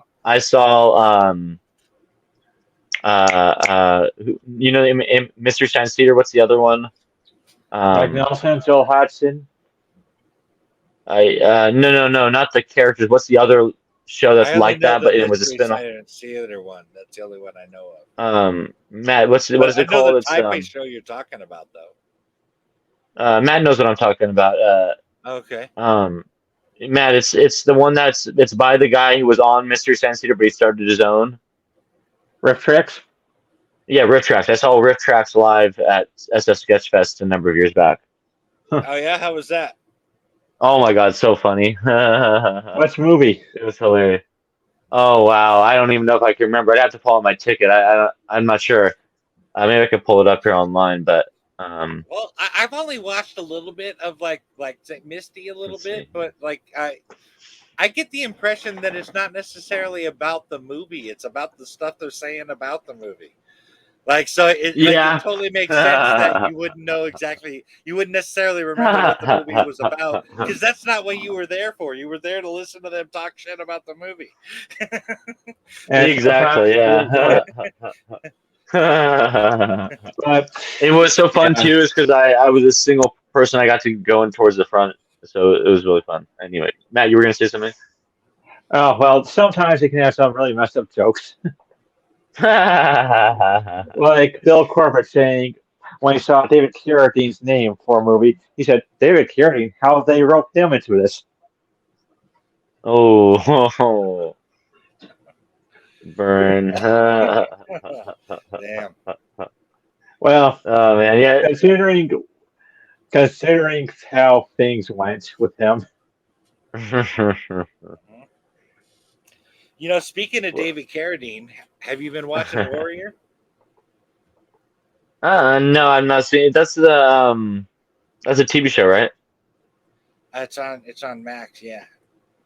The Hmm. new season Max. is Yep, the new season is coming out this month on the 29th, the third and final season. I Oh mentioned wow. David Carradine because the show Kung Fu was originally supposed to be a story based on a story that Bruce Lee wrote, and he was going to star in it. And The studio wow. ended up going with David Carradine because they wanted a white guy and not an Asian guy in the story. Yeah, So I know the funny. Okay. the show Warrior is based on that story that Bruce Lee wrote. Huh. You know the So funny That's pretty thing. cool. yeah, The funny thing about that is, if they had gone with David Carradine, Bruce Lee rather than David Carradine, they'd have less controversy. How do you mean? Well, David Carradine had his run-ins with the law, and Oh. he was arrested at the height of Kung Fu's popularity at one point. oh, I didn't know that. Yeah, David Carradine did not enjoy following the law. That's the problem Well, usually. that certainly explains Kill Bill, doesn't it? By the way, I hate Yeah. to sorry, I don't mean to interrupt. And it's not necessarily the most satisfying answer, but the riff tracks that I saw was actually it was called the Day of the Shorts. So I think they were doing a bunch of shorts. Oh well. Was one of say Cans and Danger? I believe one of them was they did a beach house. They did a beach like one of those beach party scenes. That's the one, the big one I remember was they did a beach one. But yeah, lot of shorts. And honestly, full disclosure, I do drink a fair amount at these shows, so that could be another fair part reason why I don't remember. As I recall, did you ever watch How I Met Your Mother? Yeah. Hmm. Barney's dad told him that a magician's best friend is a drunk audience, and I think that applies to comedians too. Yeah, I think that's right. Yeah, I'm Jokes are pretty a sure. lot funnier when you got a few drinks in you. You know what I mean? Right? Seriously though, that is very true. Oh man, yeah. My go-to drink was always a vodka sweet and sour. Vodka sweet and sour. I've had Hmm. vodka. I can, hmm, Or I guess they call them vodka sours, I guess. But vodka sours. So like with they'd use the sour mix that they use for whiskey sours, but it'd be with vodka are you instead of there? whiskey. Yeah, can you hear me? Hello? Michael? Yeah, I'm here. Our Michael? Uh, Our I'm Michael's dead. I'm not. I'm my mic's still working. Hello? Yeah, sorry about that. Yeah, I've Oh, there you go. You're saying about the drink You, thing? you're somehow on here twice now, Michael. Oh yeah, I know. My phone. I was on my phone. My phone died. Oh, Let's see. Let me take off the other thing. okay. Let me see if I can get my headset set up here. But you were saying about the drink? You're saying that for a vodka sour, they're basically taking the sour mix that they use for whiskey sours and they're putting vodka in it instead of whiskey. Is that what it is? That's what it sounds like. Maybe. I honestly don't know. Yeah, there's an actual sour mix that they use for whiskey sours. Oh, maybe that is it. It's let's see. Okay, so in cocktail shake you combine the vodka, lemon juice, simple syrup. So I think it's lemon juice. Maybe I'm not sure. Uh, Um, yeah, it's like a spiked lemonade in a sense. I see. Mm-hmm. Well, that would work. But actually, you're right. I think it looks like maybe they do use the sour mix sometimes. I don't know then. I'll be honest with you. I'm not sure. It's possible. Hmm. 'Cause that does sound. It sounds like I can see that. I guess I've never really spent a whole lot of time as a bartender. I just know the mixes that I've seen, like when I go into the store to buy like a bottle or something. They got that whole shelf full of the mixes, and I seem to recall seeing the sour mix in there. Mm, that makes sense. Yeah. Do you have a favorite drink, man? Well, I mean, I guess we're talking about mixed drinks. Sure, yeah. I guess I'd have to go with the Long Island iced tea. Really? I've always But wanted to try one. they literally just taste like tea. It does not taste like you're drinking alcohol. I mean, it's got a slight alcohol taste to it, but it basically just tastes like you're drinking a sweet tea. You can have 3 of those and be puking in the bathroom before you know what's going on. Because it's almost all alcohol. It's several different types of drinks mixed together. Man, that sounds pretty yummy. It is pretty good. Yeah. But I mean, truth be known, when it comes to drinking, I'm more of I typically just drink like a really nice whiskey. Like I particularly like Irish whiskey or Scotch or something along those lines. I like a good Jameson 12 year or something. Like if I'm gonna drink, it's probably gonna be whiskey, and it's gonna be at least $50 a bottle. That's wild. I don't know if I've had whiskey really. What? Say that again. I'm not sure if I've had much whiskey in my day. Oh well, I'm Irish. There was going to be no escaping trying whiskey.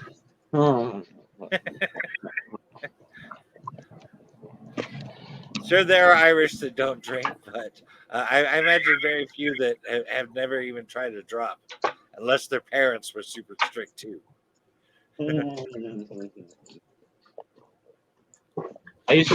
Back in college, I used to drink Jim Beam. I used to drink a lot of Jim Beam when I was college age. Yeah, it's one of those. Jim Beam is one of those where it's still cheap whiskey, but it's not so cheap it's going to give you a horrendous hangover. Also, that was You know what I whiskey. Okay. Yeah, Jim Beam is Jim Beam is whiskey. I believe actually Jim Beam is bourbon. Oh, okay. Interesting.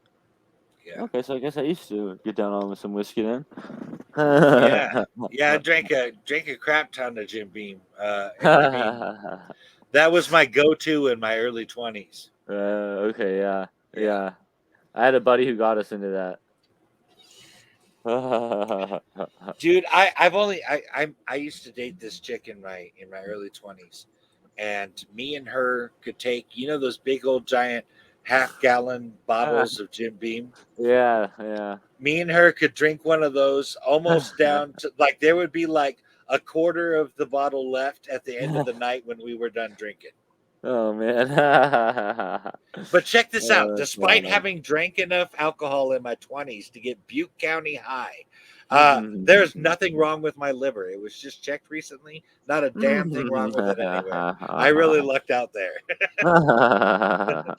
I guess you just got lucky. You could process it. All Yeah, that. I once blew a .38 and passed the field sobriety test. Huh. 0.38. Impressive. That's not easy to do. I suppose it is impressive, but I'll be honest and say that it scared the shit out of me that I could be that Really? close to alcohol poisoning and still be functioning. Wow. Hey, that's a pretty that's wild. Yeah. That's unprecedented. Oh man, that's funny. Do you drink, Matt, or No, not really. Not really. Did you ever? Socially, Yeah, yeah. I have a friend like that. That's kind of how Matt B is. He doesn't really drink unless it's like he'll drink with me sometimes. Like he'll have a beer with me. Right. Um. I don't drink at all really anymore. Oh, really? In my 20s, I was a fish. Straight Well, up. I drink a lot. I usually have at least a couple beers a night. Right. I used to drink a lot more sugary stuff, but I can't really have too much sugar anymore. So I've been trying to cut back on the sugary drinks, and so I've been drinking vodka cranberry. Vodka cranberries are good, actually. I like those. Right, and it's low on Sugar level. I honestly would have drank more beer if it didn't make me tired. For Oh, some really? reason, I can drink a fifth practically to myself, but if I drink 2 or 3 beers, I got to go to bed. Huh. Oh, that's interesting. Yeah. It's It the just yeah. drains me. It makes me tired. I don't know what it is. That's funny. But Yeah. whiskey doesn't do that. You know what I mean? Huh. The only thing you got to worry about it with whiskey is after a few hours, sometimes you got to go puke and then you can come out and party again. Puke and rally, or what is it they say? Something like that. See what I mean? Totally different Party people. days, I am so not that guy right? anymore. Those are the party days, man. Yeah.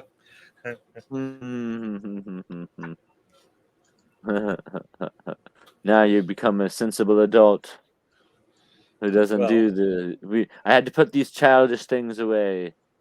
that's right. Oh man, this is the guy who just went and saw Transformers movie today. Hey, man, if that makes you a kid, then call me Mr. Toys R Us. I don't ever want to grow up. I'm cousins with Peter Pan. You know what I'm saying? I always said that. I was like, I have the Peter Pan syndrome, you know. Yeah.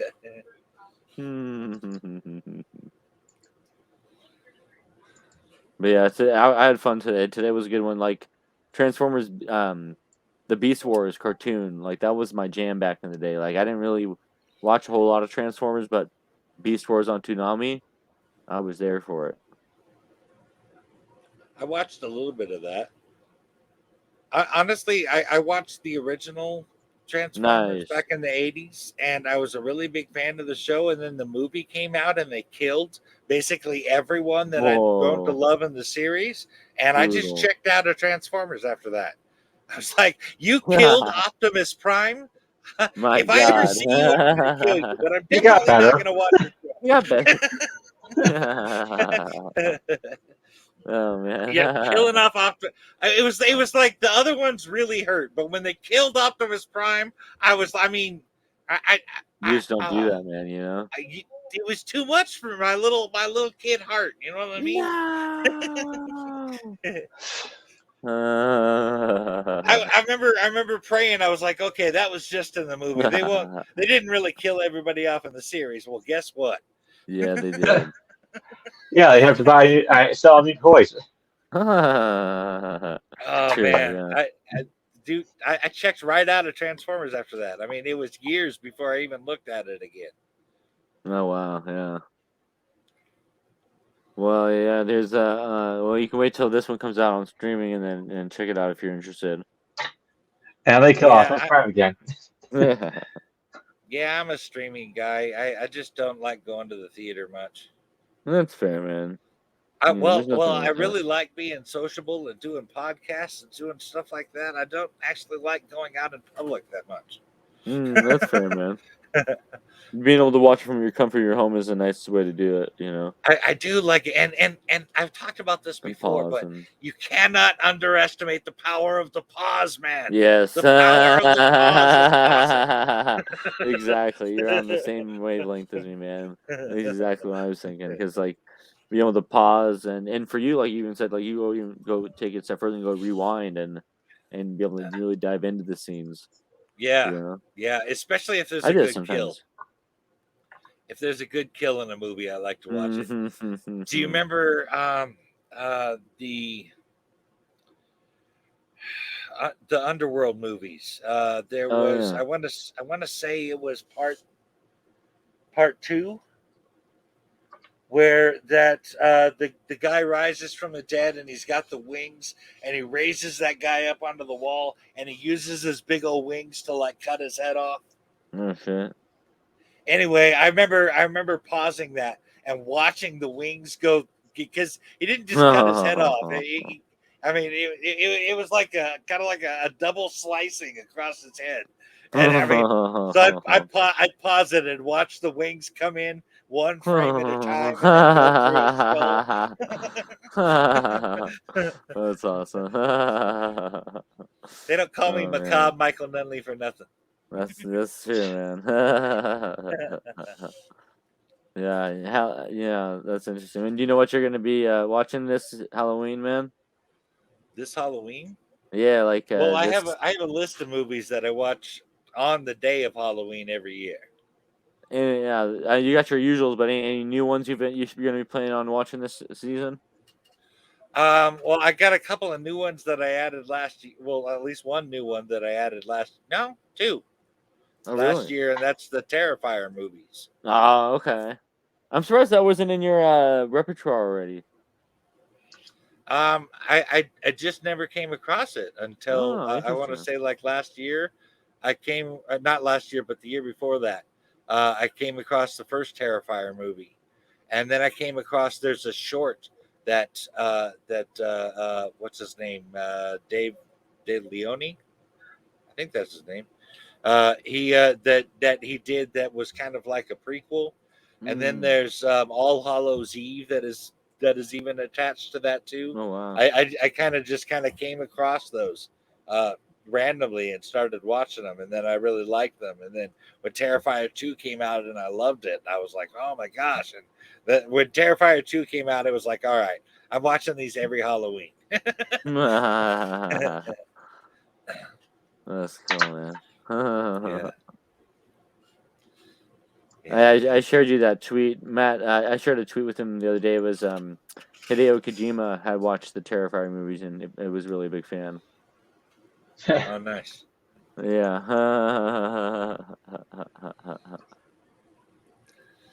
Yeah. Yeah, he seems like the type of guy too. Yeah. He is a movie guy. Hideo Kojima. He's famous for he reads like hundreds of books a year and like watches like 50 plus movies, I think, a year.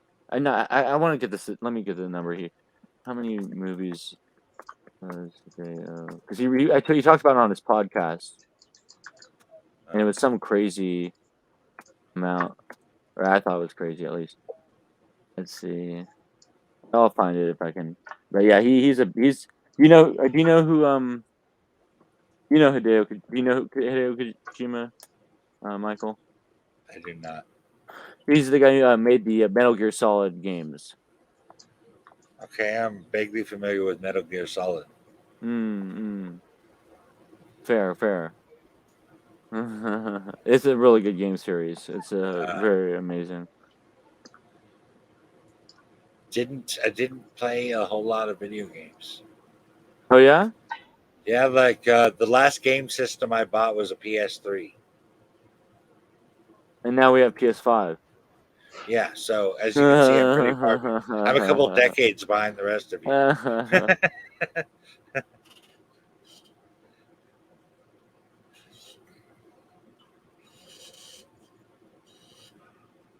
Creative people. Awkward silence.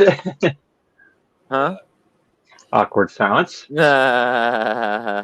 podcast grinds to a halt. That's what the edit button is for. No, we don't do those here. Sorry, we lost the edit button. I think it's somewhere just like in Twitter. my closet. Yeah, it's somewhere back there, but you know, I can't be bothered to find it. You can't be bothered. Dude, I got to tell you, editing's rough. I do it for all of, except for Fellowship of the D20. I do it for Countless Corpses much of a podcast gamer. and for ORP. What's that? Said editing is pretty difficult. I do it for Countless Corpses podcast and ORP. Oh my god, yeah, it doesn't take you a lot of time and stuff. On average, it takes at least 3 times the length of the show to edit it. Oh god. Jeez, man, that's dedication right there. So, like, you know, I mean, so for like a 2-hour episode, you're looking at least 6 hours of editing. Whew. Man, I didn't realize being a podcast editor was so much work.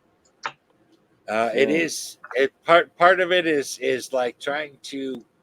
I mean, imagine trying like with how people talk. They will sometimes start a sentence but not finish it. They will say one word, start another sentence, go back to that sentence, and then continue talking as if we were going from that same one first word. Oh, There's stuttering. I'm noticing there is always an and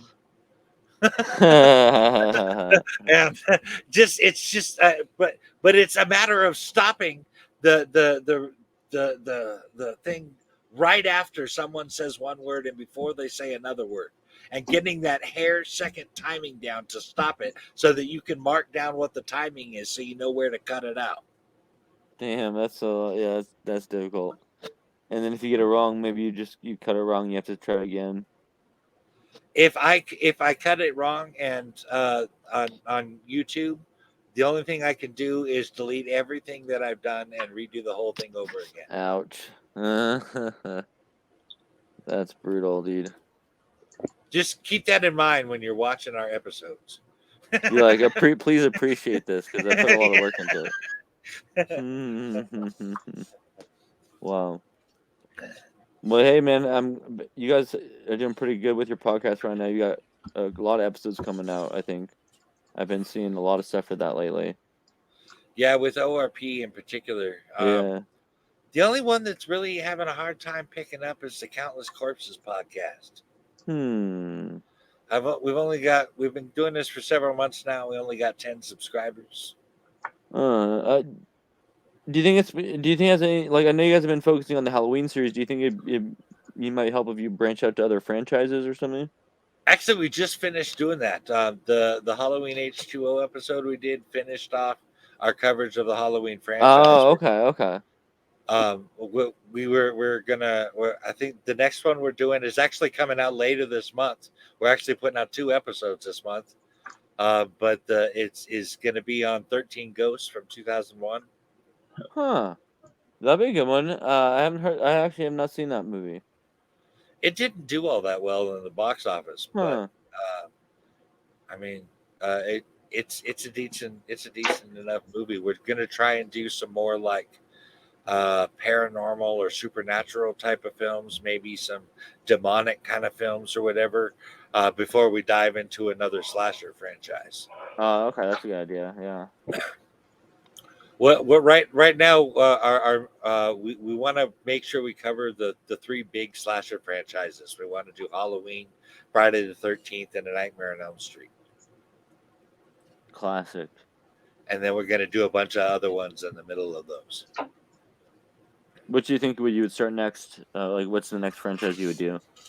The next slasher franchise? Yeah. Friday the 13th. Okay, nice. We're doing them in the order they came out. So Halloween came out first, then Friday the 13th, then A Nightmare on Elm Street. All right, and let's see. Let me see. You said Nightmare on Elm Street is next? No, the next one coming out wait a minute. The next slasher franchise we're covering is Friday the 13th. Oh, Friday the 13th. Friday the 13th is Jason. Yes. And Nightmare on Elm Street is Freddy Krueger. Freddy. Okay. I'm trying to keep it all straight from our last conversation. And then Halloween, of course, is Michael Yes. Myers. And I've seen all the Halloween movies, but I've not seen the other one, so that's why I need to. Maybe that'd be fun. I could watch along with you guys. I'll drop a little nugget on you if you're going to dive into Friday the 13th. Now, in the Halloween movies, Michael is seen as a force of nature, that he is fate itself. So in Friday the 13th, they did a similar spin on that, where Jason too is a force of nature. But you'll notice that when he comes, what often comes with Jason is a storm, rain and thunder and lightning. And that is supposed to be symbolic of Jason himself being a force of nature. Oh, wow. Huh, okay, that's interesting. Yeah. And is there any of are any of the Friday the 13th movies better than the others? I could tell you one. You can skip 5. Oh yeah. Yeah. My personal favorites from the series is 4, but 2, 3, and 4 I think are the better ones from the series. And I thought 7 was pretty good, and 8 was a little less good. Other than that, you can skip what is left. I mean, It's kind of up you and should down. watch. It's really. It is. It's very up and down. Like the first one was good, but it wasn't about Jason. And Right, everybody right. wants to get into Friday the 13th with the Jason stuff, and you don't get that until part 2. Oh, interesting. Okay, yeah. And then 2, 3, and 4 were actually originally supposed to be a trilogy that finished it off. That's why they called 4 the final chapter. But I'm going to tell you something about horror movies. Whenever it says the final chapter, it's not the last movie. That's gotta be a 5 rule. 5 sucked really bad because it didn't even have Jason Voorhees in it. It was some other guy dressed up as Jason, using the fear of Jason to cover up his murders. A copycat in a way. Yeah, it might have been cool if it was just a movie on its own, but you slap Friday the 13th on that and it doesn't have Jason in it. Fucking screw that. Kind of like how you don't like Halloween 3 for that reason. Yes, same kind of thing like that. Yeah. Yeah, that makes sense. Yeah. 7 starts to get a little comical with the series around 7 and 8. So you kind of have. And by 10 is just crazy, right? Jason X is pretty crazy, but it does have some really cool kills in it. No, really. There's this one where what is that stuff? It instantly freezes thing. The liquid. Nitrogen. Nitrogen. Okay, he shoves this chick face in a thing full of nitrogen, and it totally freezes her face, and like freezes totally solid. And then he smashes it on a counter. Shit. Busts her face into all these ice crystals. God dang. He's not messing That around. was pretty cool. That's the one where he goes to space, though, right? Yeah, that's the one where he goes to space. It's like, hey, he did it in number 10, and so did Fast and Furious. Or they did it in number 9, I guess, but yes, same idea. Actually, go ahead. Oh, the Amityville Horror went into space. Oh, really? Amityville Horror went into space? What? Yeah. It was a couple of years ago. They did a movie, Amityville in Space. Wow. Yeah. Didn't they do that already with Event Horizon? No, that's more like Doom. Oh. Oh yeah, remember when they made the Doom movie with The Rock? Yeah. that was another game I never got around to playing. Yeah. It was particularly because all of my opportunities to play it were on a computer, and I just cannot use a keyboard as a controller. It just, my brain doesn't work that way. I'm always pushing the wrong button or moving my fingers, or it just doesn't work for me. I gotta have the controller. Console game myself, so I feel that. But yeah, you're not much of a gamer overall, it sounds like. Not really. I got a few games I like, and those are the ones I play. I don't play many games myself. I have a friend, he's a lot more into games than I am. One of the big drawbacks for me is I don't want to spend $60 on a game I might like. Well, then you should get Game Pass. Yeah. Game Pass is pretty dope. It's I think it's $15 a month, and you get access to all these games. Since it's like the Netflix of games. Oh yeah. It's pretty cool. Definitely interested, or like a definitely cool service. It's on Xbox, but then you can also use it on the computer. I'm kind of a PlayStation guy. Are you? Oh, Yeah. okay. They have they just I guess their services that they launch is PlayStation. What is it called, Matt? Do you remember?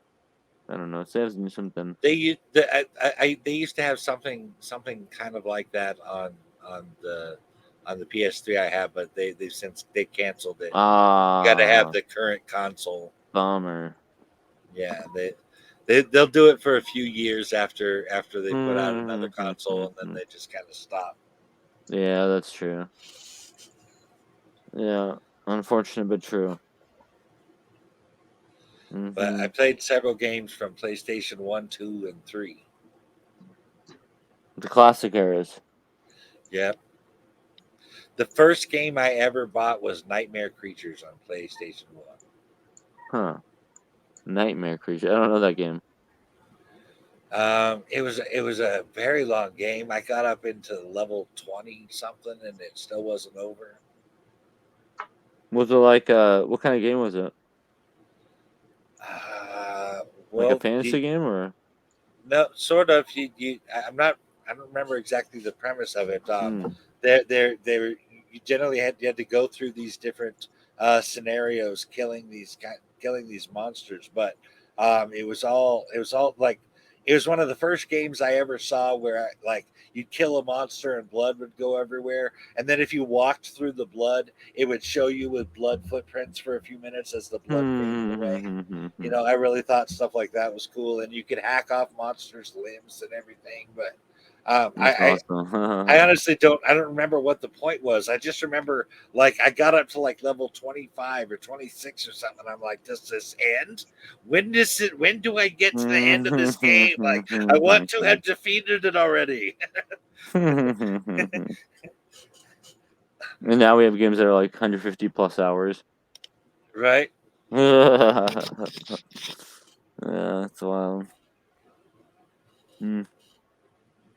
So what do you guys got going on this week? Any plans? Anything you're gonna be working on? Any comics or? Well, I'm currently working on a script for a podcast. I'll be working on that, Nice, man. and then of course we're playing D&D later. Hell yeah, dude. And I'm gonna be making my character so I can join you guys here in a session soon. Yeah, that'd be cool. Yeah, I'm excited to join you guys. I'll have to figure out what kind of character I'm gonna make. I'm thinking. I would Oh yeah, talk go to ahead. the group and find out. Like Okay. a lot of times, when we built Fellowship of the D20, what we did Mm-hmm. was we found the optimal adventuring party. Like we needed a cleric and a fighter and a sorcerer and a thief, and you know there was all these different positions that we needed filled in our party, and we kind of built our thing around that. Like I would find out. I don't remember exactly what everybody's parties are in the side games, but I would find out what positions might be useful for the party. I mean, you can obviously do whatever you want, but that's just how we kind of put our stuff together, That makes sense. Yeah, that way you have a well-rounded party. right? Like we might. I believe there's one party that we don't have a healer at all. Stuff like that. But I mean, there's obviously there's lots of ways to go around that. Like, for instance, I started off as a barbarian, and recently I took a level of war cleric, so that I'm a priest of Tempest. And now, as a barbarian, I can use spells to heal people. What kind of weird shit is that? Yeah, that's true. That's pretty wild, man. Barbarians are like melee weapons, rage, and multiple attacks. That's their real strong thing. And also, they make really good tanks. Like for instance, I'm at 9th level. I got like 128 hit points or something like that.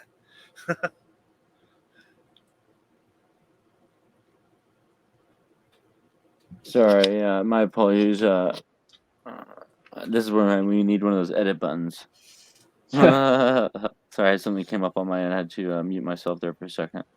That's all right.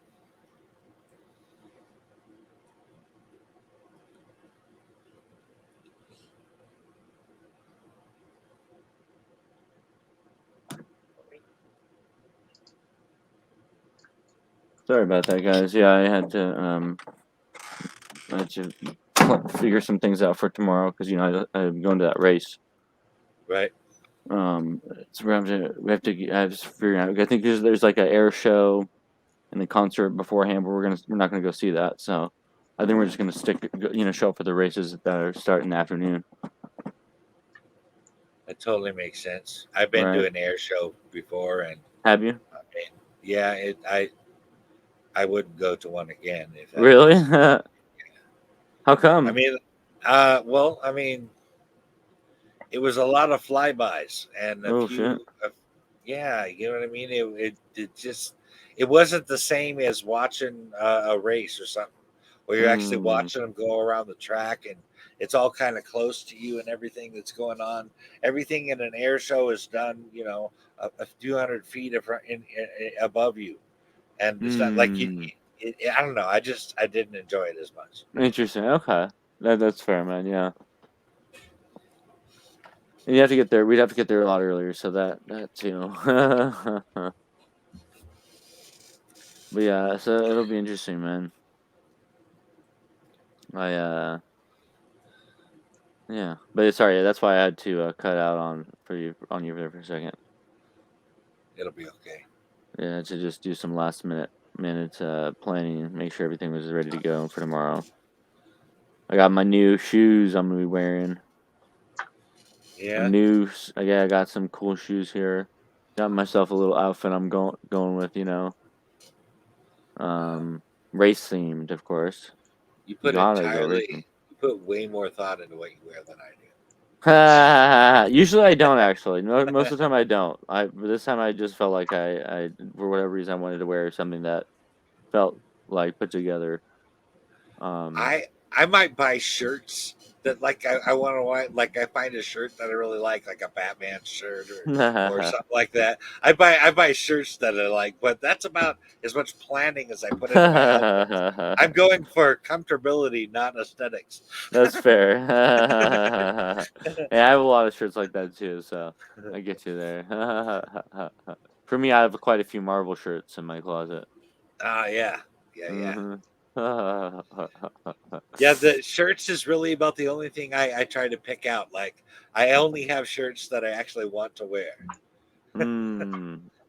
Jeez, you should see I have way too many shirts, dude. I've Yeah. got a closet full of shirts, and I've got two dressers. One of them has 4 drawers of shirts, and the other has another drawer of shirts. Oh my god, man. Yeah, I have way too many shirts, man. I got It's two like words for you, man. Salvation Army. for real. It's so hard though. I go through them like, but I like that one. Oh, but I like that one too. Oh man, I like that shirt too. It's like that. It's like Yeah, that. I I just see. like them all, I never heard of somebody that had a whole closet, five drawers full of just shirts. Yeah, it's kind of wild. You're like a shirt collector. I really am in a lot of ways. Anytime I see a shirt I like, I'll just get it, and then people give me shirts as gifts, and yeah, I have tons of them. I think I have one or two drawers for pants, and then the rest is everything else, like shirts and. Yeah. It's funny. No, and Yeah. I the only time I buy new shoes is when my feet start sticking out of the bottoms of the ones Oh I wow. have. Damn. Put some wear on those things. Yeah, I get my money out of my shoes. Do you have like a go-to pair of shoes that you like to get? I try to get something that I can slip on that I don't have Huh. to tie or buckle or Oh, whatever. really? Interesting. Like some Yeezy slides or something? No, I'm just Something kidding. like that. But similar idea, yeah. Yeah. That would be funny if you had like, yeah, and you're like, no, yeah, I got a pair of Yeezys.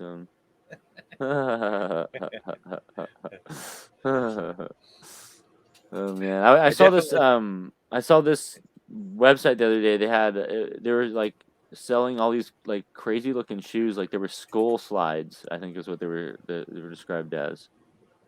They look gnarly, man. Yeah. What exactly are slides? I guess it's like a slip-on type of a shoe. Here, I'm gonna share it on the screen here real quick. I found it here, but the skull slides. But yeah, it's like I guess it's a new term for something that's probably already been invented. There's nothing new under the sun, my friend. Mm-hmm. See how they're like you slide them on. Oh, yeah, not like that. Could you see yourself wearing something like this? In an emergency. You don't think you would go with your metal horror aesthetic?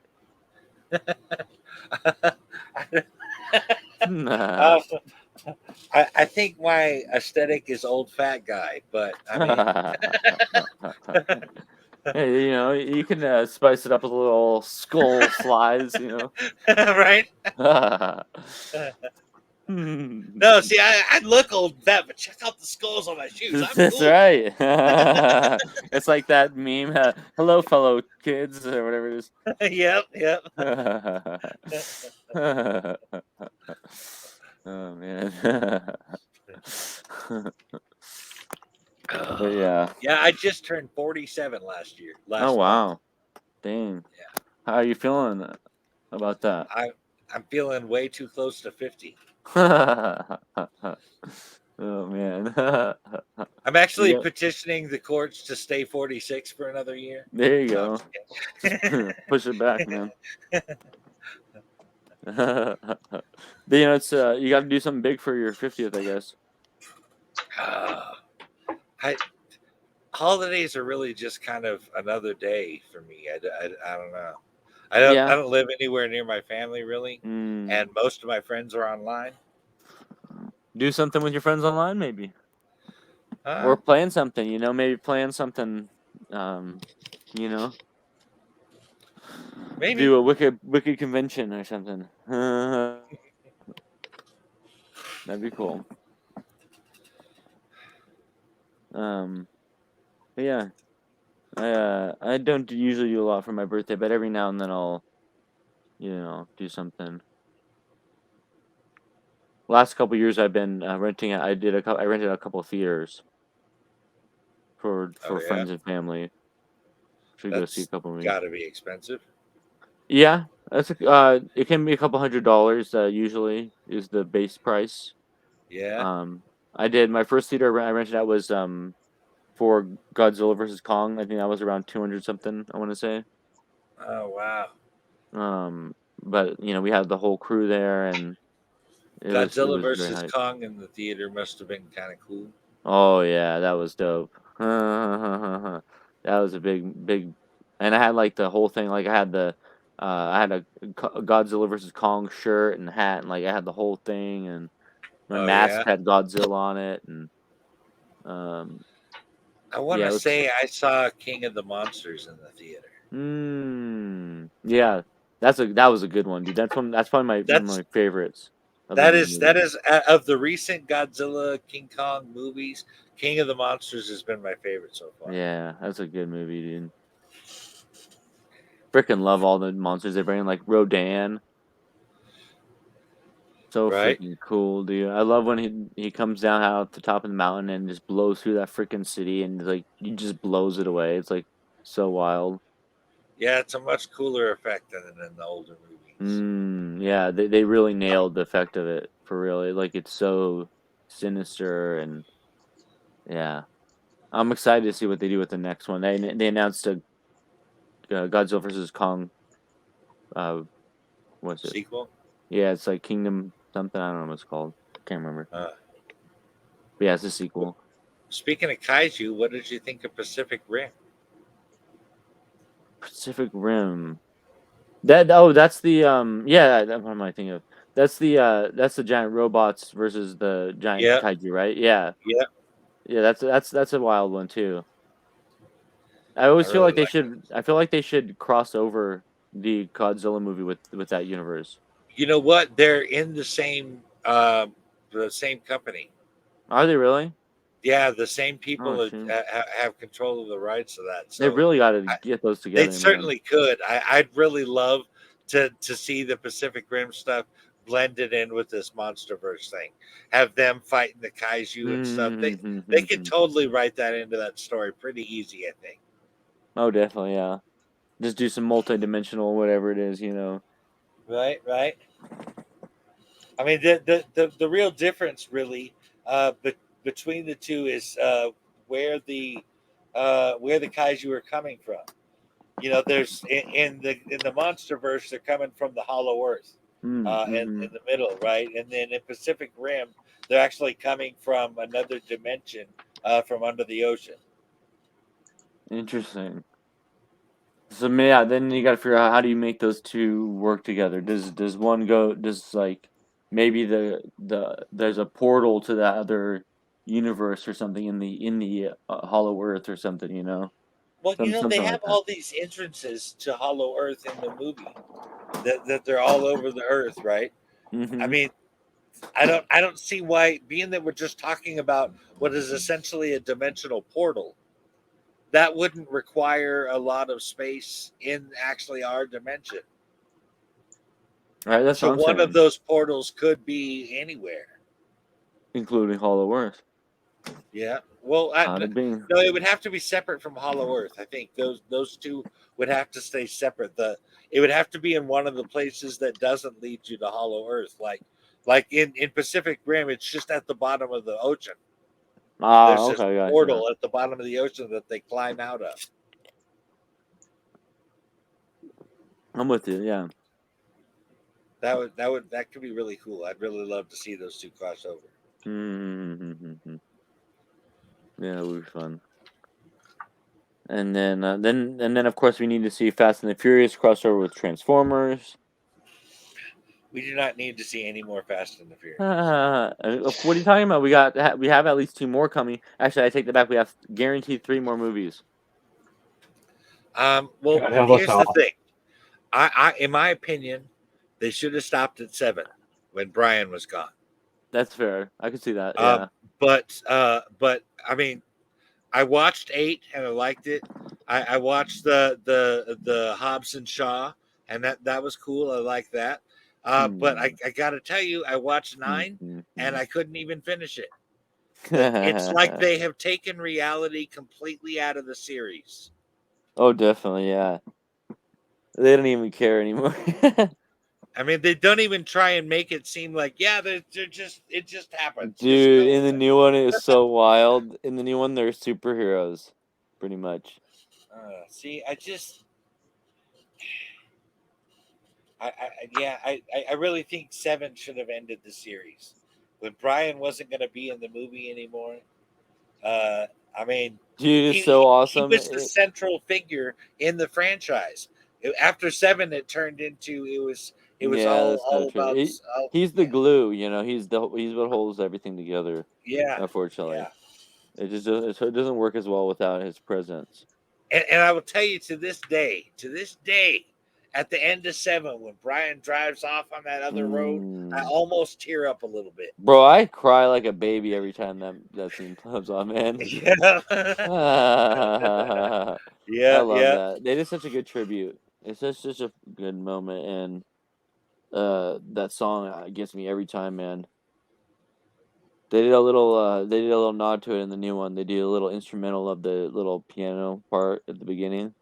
Oh yeah. In this one, he's like looking back at photos of you know, friends and family and stuff, and it plays that little bit. I was like, oh, you got me in the feels. Yeah, I really liked Brian as a character. I mean, Toretto's he was cool, fun. Brian was why I watched the movies. True, right? Yeah. I mean, the rest of it were just peripherals. You know what I mean? Mm-hmm. At least, I mean, I really thought things came together with Fast 5, though. That's the best one, man. I mean that one really, that was the peak for me. I think with the franchise there. The new one knows that the Fast 5 was the best one so much that it's actually a direct sequel to Fast 5. Oh, is it? Yeah. Yeah, Fast Five was badass for sure. Yeah, that's so cool. And the safe scene at the end. Oh yeah, that's Oh, probably yeah. one of the best stunt scenes that they've ever done. God, man, they just dragged that thing through the whole fucking city. Just destroyed it. So I mean, it was great. actually some of it wasn't even the safe. It was the cables that they used that were attached to it, just slicing through people and trees and all kind of other Cars stuff. and yeah, that's a great sequence, man. Oh man. But yeah, I honestly I tried to watch Fast Nine, and I just Hey man, I get it. It's not gonna I be for couldn't. everyone, I think, at this point.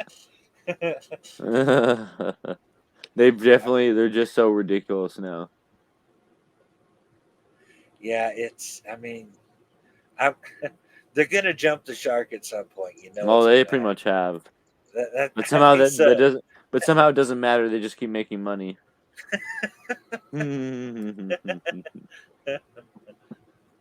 That's the wild man, part about it. Yeah. the franchise is gonna end, and they're gonna put out a book, How to Jump the Shark and Survive. Seriously.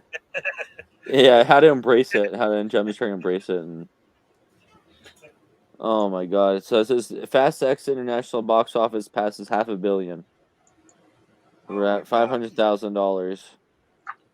Oh, it says let's see, not six. Sorry, it says total global stands at $634 million. Oh wow. Whoa, that's wild. Yeah, so they does money.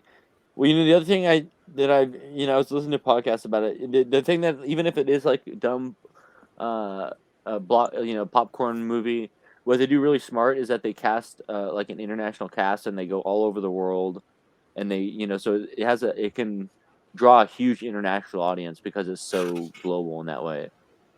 And so I think they do smartly market the movie, and I think that is part of the reason it does so well. But yeah. In my personal opinion, there's a bad trend going on of marketing of picking out actors simply because of something they represent rather than the talent of the actor. Hmm. Yeah. I mean, I can see it. Do you have any specific examples that you can I don't want to start a call anyone fire on out? your show here. I just want to say that it seems like we need someone that fits this role, and she represents this particular group of people, or he represents this particular group of people. And if we put that in there, then we'll get them to watch the show. And all that is fine. My issue is that they seem to be more concentrated on representing certain groups than they do on actually dealing with good story or getting good actors to play those roles. Hmm. No, I can see that, man. There's a reason there's a strike right now in Hollywood, so Right. there's a lot of issues going on in Hollywood at the moment. Fortunately. Unfortunately, the real stuff isn't going to be fixed. You don't think so? No, because the Writers Guild itself is part of the problem. Hmm. Is what? There's part of the problem. Oh. Hmm. Yeah, that's that's a tough subject, man. Yep. Damn. All I gotta say is hearing about all that kind of stuff makes me glad. All I do is write comics and do podcasts. I did not think I would survive in Hollywood.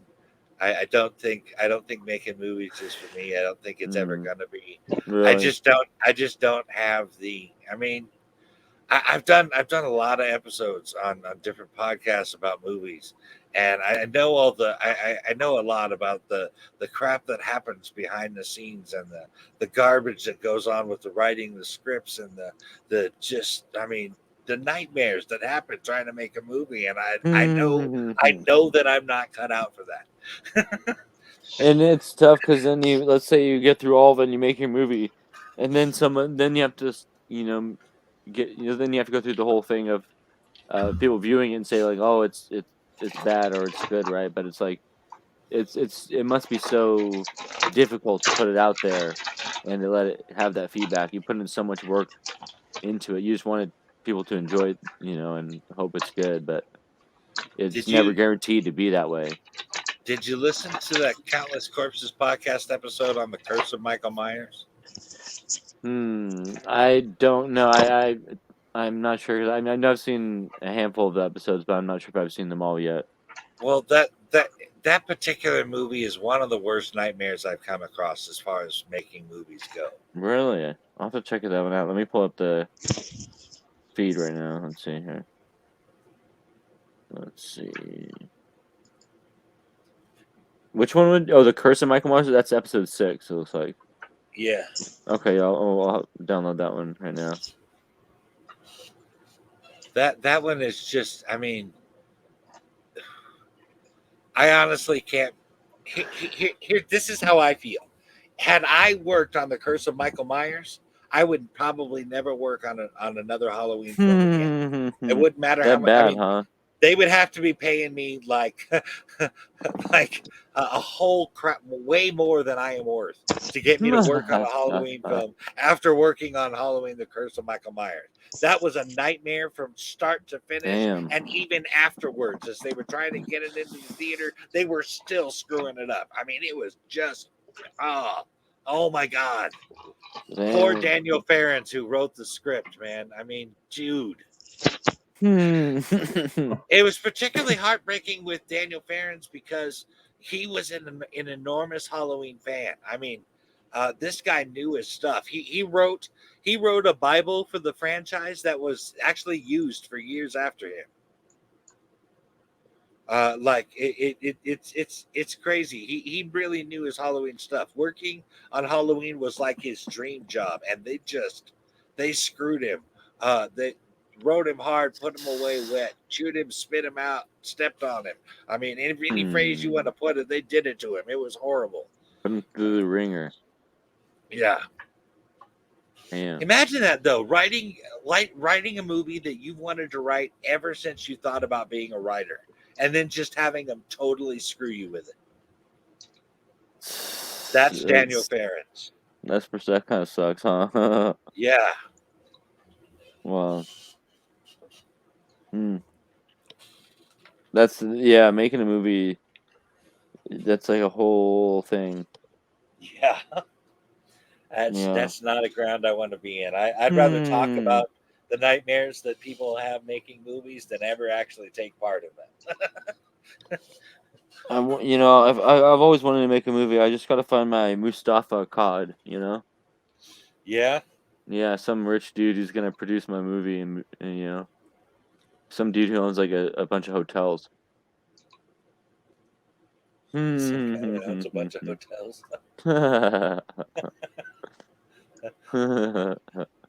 But yeah, he's the reason the Halloween movie got made in the first place, right? Yeah. So yeah, you got yourself a good producer. That can get you a long way. It can. I mean, it can. I mean, really, it was. Obviously, it was Carpenter and Hill that really got Halloween off the ground. But I mean, they wouldn't have had it funded without Mustafa Akkad, and without funding, whether you like it or not, there's no movie. Exactly. Often underlooked part of filmmaking. Actually, did you know that John Carpenter never felt like he got all the money he was owed from the original Halloween movie?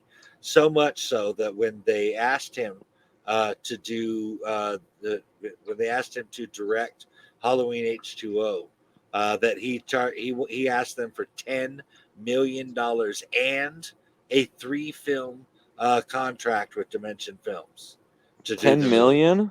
10 million and a 3-film contract with Dimension Films to do the movie. And that was obviously just a big, I'm going to give you the most ridiculous offer in the world. This is basically a big fuck you from me. And if you take it, cool, I get to rip you off and get the money that I was supposed to get a long time ago. If you don't, I don't got to do the movie. And did he get the money? Fuck no. Hell no, they laughed in his face. Oh man, nice try, buddy.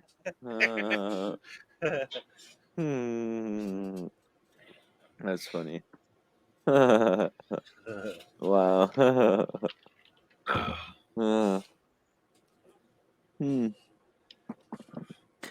Well, I guess. Do you guys want to keep going for a little bit, or should we start wrapping up here? I should probably start wrapping up. Yeah, so I was just thinking we were going for a little while here. So, what do you? I already asked you what you guys got going on this week. What about tomorrow? You guys got any plans for tomorrow? Or just hanging out?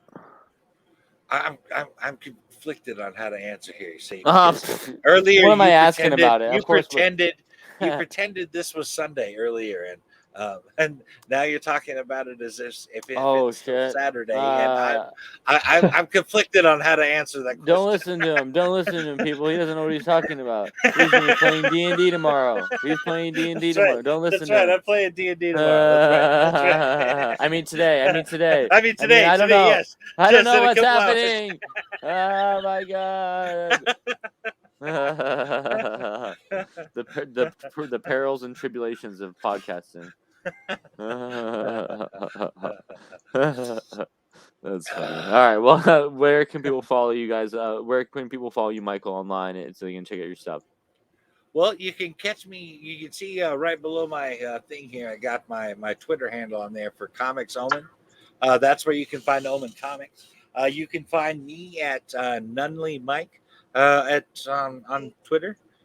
You can also find Revelation Comics, our imprint label, at Revelation Comic. And you can also check out the Omen Comics Podcast Network. Very nice, man. And Matt, what about you? Where can we follow you online? You can follow me at Matt Turn on Twitter, and that's pretty much it.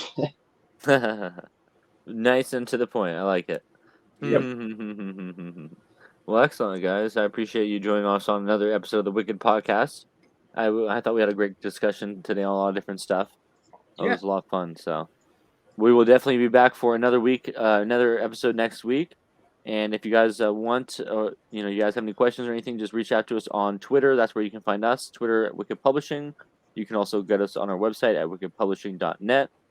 And those are the two main. Well, of course, our YouTube channel, and we do some Instagram, but not as much. And we'll see you guys on a future episode. Thanks everyone for joining us. Take care, guys. Live long and Hey prosper. guys. Woo.